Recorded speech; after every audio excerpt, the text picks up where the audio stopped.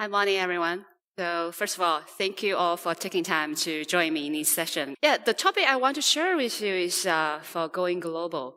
So I'm not sure how many of you are in the game development industry and how many of you have published games to a global market and how many of you are going to China market.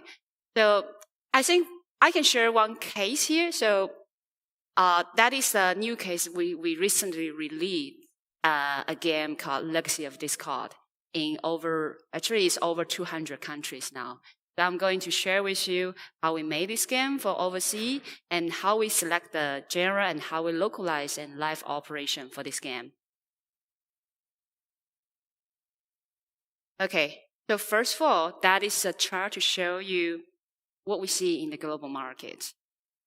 When you see the top 5 markets, you will amazingly find out 3 of the top 5 are coming from Asia: China and Korea and Japan.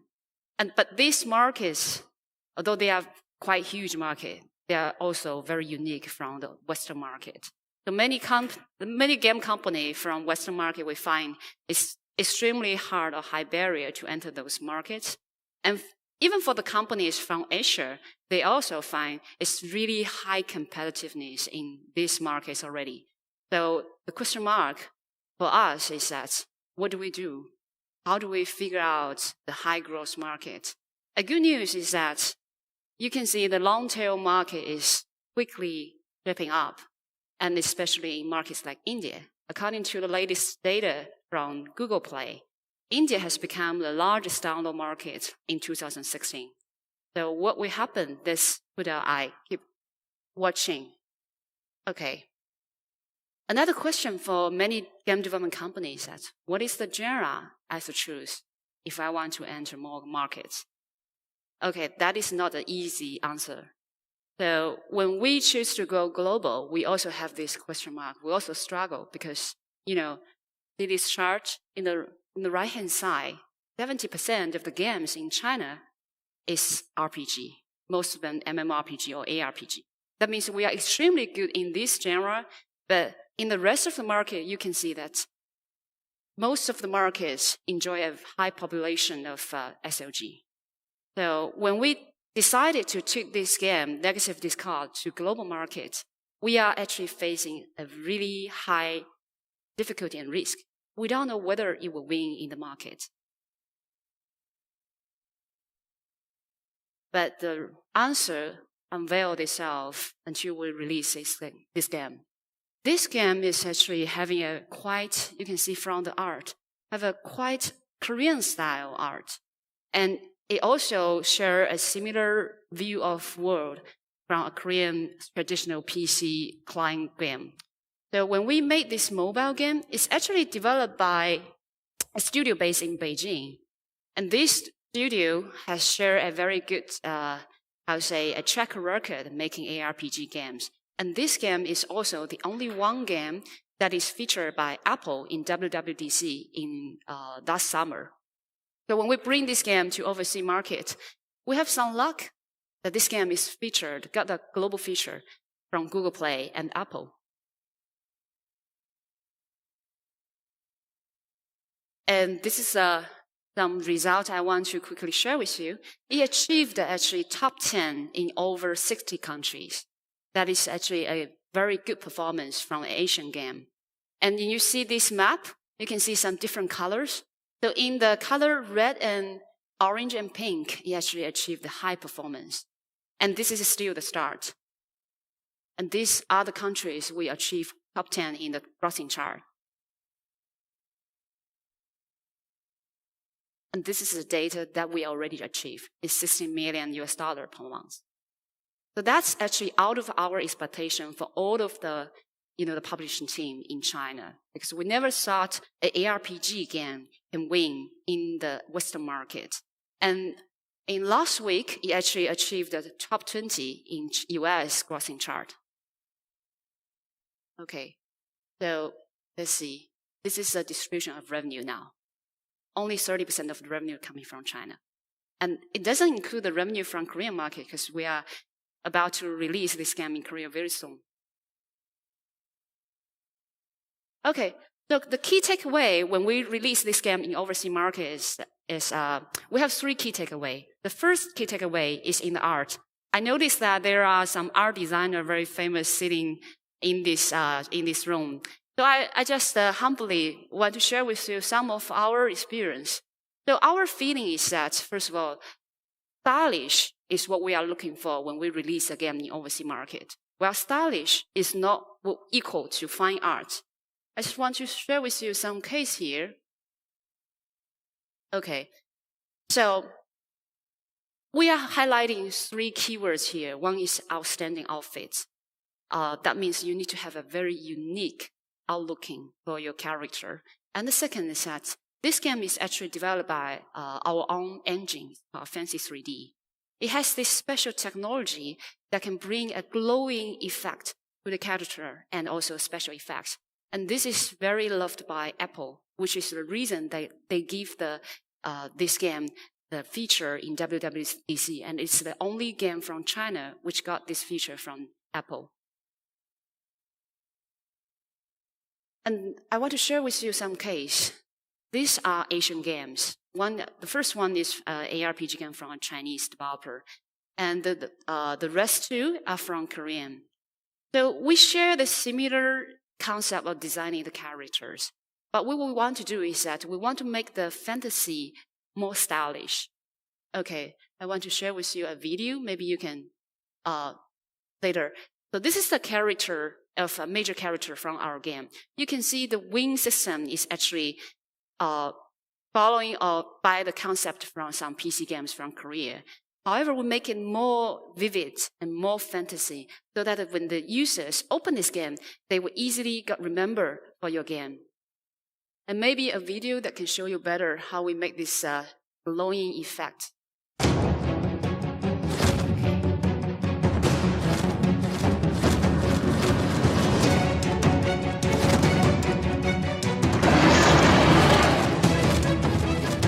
So you can see that the art actually both combining the Korean style, Asian style, and also combining the source from some PC games from Western.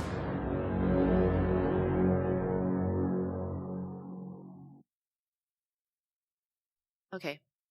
An extraordinary outfit is what I just thinking to say you is that although it's similar to those Korean style, but we want to make this outfit more extraordinary so that the users can easily remember your game is different from the other game.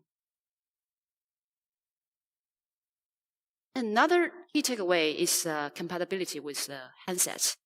That is actually our advantage because for the handsets in China, like 70% of handsets is Android. So we want to, whatever games we are making on mobile, the first thing we need to think about is how many users can play our game. And when we release this game in Western market, that became a huge advantage because our package size and the frame speed can actually run in a lower end handset. And those handsets is actually in Azure is actually lower than what is the specs in Western market. So when we bring this game to Western market, it's more easier for our game. And the frame speed for our game, we can easily maintain at over 24 frame per second. So that is the bottom line. And when we release this game in overseas market, we still maintain this advantage. And the third key finding is in the localization. That is the biggest part of difference between Western players and Asian players, especially for Chinese players. Chinese players, they enjoy pay to win very much. And for Chinese players, they are actually less patient to the game. So they consume the game's output faster than Western player. So when we bring the game into Western markets, we make a lot of data change, not only in the art, but also in the data system. So basically, our idea is that we want to extend the life cycle for the game for Western players. And we make some fine tune in the data system to lower the output speed. And we actually increase the pricing and the difficulty of the instance a little bit. So this is actually not easy. When we talk about this philosophy, it's easy to understand. But talking about the detailed data range you want to change, it actually comes from several rounds of tests in the Western market. So when we release this game, we choose to release the game in Canada market for several months test, and we fine-tune the data there. And until we got actually a retention rate and payment ratio cool enough, we just started to release this game into more markets. So basically, you see that we downgrade the output speed and the battle force growth rate, and also the operation event. That is surprisingly, yes, operation event. Because Chinese team actually is very famous for their live operation surveys. But we find that there might be a little bit too much for Western players. So we downgrade this operation event and in-game promotion a little bit, but we can share with you some tricks in the later, what we do in a detailed change. And we, as I just mentioned, we increase the difficulty of the game. Okay, so first of all, that is our advantage, as I just mentioned. We are really good at downgrading the package size. So this game actually is about 400 megabytes. But when we bring to some of the countries, we are not only bringing the game to Western market, but also to some less developed countries. So what we want to do is that we still want to maintain our advantage in those markets. So for some markets, we actually further divide the game into several packages so that the players, they can download the game and play it for at least one day before they need to continue play, and they need to continue to download for some further contents. So for example, we actually did this in Southeast Asia. When players upgrade to level 5, they need to download more contents. Okay, another thing is balancing. So unlike the Western players, Asian and Chinese players, as I mentioned, they like PvP very much. They like to compete with each other and enjoy quite much from the world situation, social status in the virtual world they can gain. So when we release this game in Western market, actually we need to tune a little bit in this data. We want the more players they can enjoy this game. So when we see the population in the game industry in Western, we see that it's not like in China. In China, actually, only like less than 1% of players, we call them whale players. They pay huge money. They actually contribute to like over 80% of the revenue in the game. But when we see the Western markets, it's more like middle players, more middle pair players. They actually contribute to the significant part of the revenue in the game. So what we need to do is that we need to make sure most of the players or the mid-payment players, they can enjoy this game. So we actually make this specifically for the Western players. We downgrade the gap between the payment user and the non-payment user to make sure that everyone can enjoy this game. Everyone can, like, after they take some time, they increase their battle force and skill in this game, they can reach some higher level and compete with each other, more balanced. Okay, the character growth. This is also another thing. So when we see the game, for example, from EA, they have this game, Galaxy of Heroes, Star Wars, in Western market, which is extremely good. And the concept of this game actually borrows the idea from Asian game, Dota Legend. So when we compare these two games, we will find out that EA's game, this Galaxy of Heroes, actually didn't give that in-depth category growth like in Dota Legend. That is actually also from the reason I just mentioned, the behavior of Chinese users. They actually like to pay to win. So they will need to dig out the more growth points. They pay more money. So our designing in Chinese market, in the RPG, we would want to make sure every character in the game have different dimension of growth that the payment user, they can buy some virtual items or they grow their characters so that they can enjoy the winning in the PvP. But in the Western markets, we will find out this is a little bit too much. So when we bring the game to Western markets, we need to make it very cautiously. We don't want to lose our advantage in the character growth, but we also don't want to make the payment users or non-payment users in Western market feel that they cannot enjoy this game. So we downgrade the growth rate of the character so that the payment user doesn't enjoy that big gap in this game. Okay, also the difficulty of the game, as I just mentioned, we increase a little bit so that the non-payment user, after they spend enough time, they can also enjoy the game with the payment user together. Another fine-tune we did is resource output. So like we mentioned, we want to make sure that the life cycle of the game can be extended enough. So we actually decrease the output of a resource in the game. That is also the reason because consumption rate of Western player is lower. And talking about pricing, it is also very interesting. So actually the currency pricing, we gave it a little bit lower than China. When we think about Western market, we would feel that since the GDP and the pockets in Western market is deeper than the Asian markets, shouldn't we give a higher pricing in these markets? The reality is that we give 70% of the pricing in our game in Western market than in China market. But we price the commercials at about 2.5 times of the game, of the commercials in the game than in China. So the result is that the pricing increased at a rate about 175%. So that is the data that we come from several rounds of tests. We find this pricing is actually effective. But that may not be a perfect number. We are still fine-tuning it after we release this game.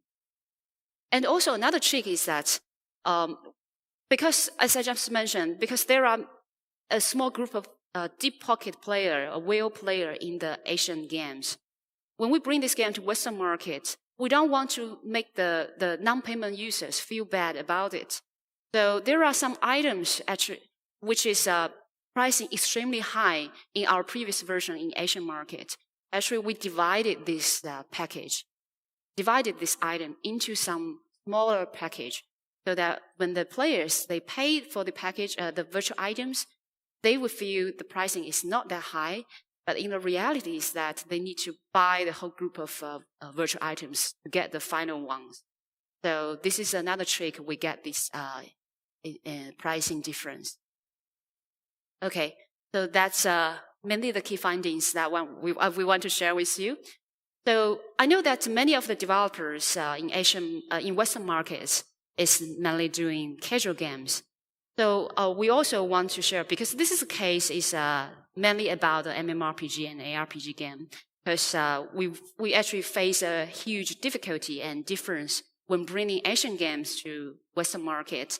But when we bring casual games to global market or into China markets, there are more difficulties and different situations faced here. We would love to share more with you. If you have any specific question, you can feel free to contact with us. Okay, thanks.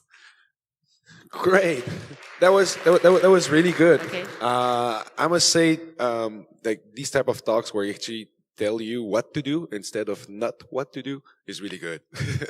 So, any question? No.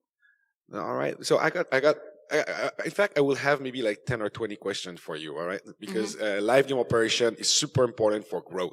If you want to grow, you need live ops.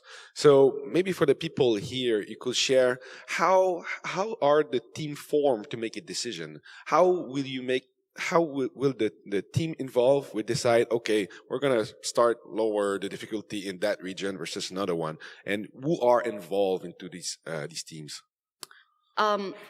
Actually, we have a team of global publishing of about 200 people. So this team actually, they hire local people from different regions. So for example, in Japan, and in Korea, we have about 10 people running for those markets. And in US market, we have more. So we hire local people. They would found this like focus group with the players. The source of the players is more important than the decision maker of the executive in the company. So we hear very clearly through to the users what their feedback is into the game. So we see this feedback from not only the data of the game, but also we run this focus group with the hardcore members we found already in our community in the game.